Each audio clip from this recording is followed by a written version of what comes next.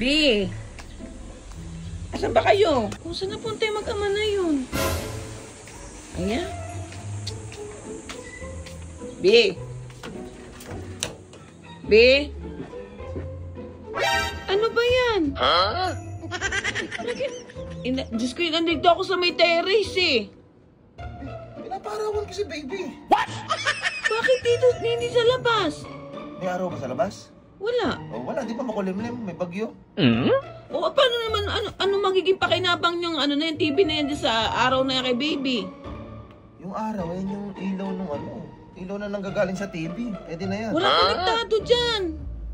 Ano ka babi ngayon? High-tech na ngayon, digital na halos lahat. Kaya pati araw, digital na rin. Ano ba ginagawa mo sa anak mo? Tigilan mo na yan. Wala rin yan eh. Ganun pa di kulay niyan. Ano ka babi? Ayan o. Gusto mo gumagalaw pa? Ayan o. Ano naman tanga to eh. Gumagalaw ni araw. Eh pag hindi sapat yung araw dito, eh baka lumipat kami ng moon. Sa labas na kami ng earth magpapaaraw. Ano gagalaw na ata, B? Ikaw ata may nasampit ka ata ng hangin. Napaka mo naman. Tigilan mo na. Ala, gabi na tuloy. Napakadaldal mo kasi. Tigilan mo, walang ano. Tara na,